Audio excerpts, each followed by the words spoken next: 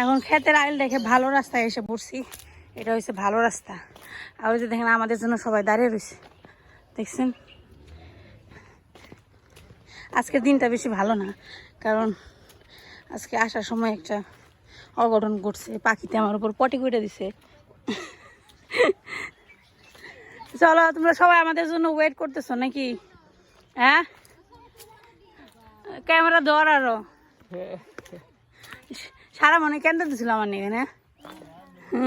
না, এই যে মশাই কি চিন্তা করে মানছো? এই কি চিন্তা করে মানছো তুমি? গরম গরম গালে হাতে পড়েছ। নাও, নিমন্ত্রণ শেষ হয়ে গেল গা। চলো দুধ দাও। সবাই দাঁড়িয়ে রয়েছে আমাদের জন্য।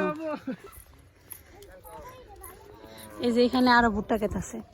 আগে কিন্তু এলাকায় বেশি ভুট্টা চাষ হতো না, ইদানিং ভালোই চাষ হয়, তাই না? এগুলো কি বিক্রি করে না গরুরে খাওয়ায়? গরুর খাবারের জন্য তো ব্যবহার করা হয় বেশিরভাগ। আমাদের এলাকায় ভুট্টা খাওয়া হয় না। কত বন জঙ্গল পাড়ি দিয়ে যাইতে হয় মাসির বাড়ি। এর জন্য বাড়িতে আসলেও সহজ ওই বাড়িতে যাই না বেড়াইতে, যাইতে অবস্থা খারাপ হয়ে যায়। এমনি তো রোদ আর গরম, তার মধ্যে আমরা একটু দেরি করে আসছি। সকালবেলা আসলে এত কষ্ট হতো না।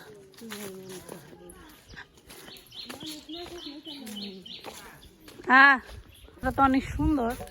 দেখছেন কি সুন্দর রাস্তা। এই যে পাশে একটা বাড়ি আছে, এটা আমার ফ্রেন্ড থাকতো এখানে। আমরা যখন প্রাইমারি স্কুলে পড়তাম ওদের বাড়ি এখানেই ছিল, এখান থেকে ওরা যাইতো আর আমরা ওখান থেকে আসতাম। এখানে আমার ম্যাক্সিমাম ফ্রেন্ডদের বাড়ি এখানে, কারণ এই গ্রামের স্কুল একটাই। আমরা ওইখান থেকেও আসতাম আর এখান থেকেও সব ওইদিকেই যাইতো। তাদের সাথে হয়তো দেখা হবে না, কারণ এখন তো ওইভাবে মানে ছুটি না কারোর। তো দুর্গাপূজা অথবা যখন অষ্টপ্রহর হয় তখন আসলে ওদের সাথে দেখা হয়।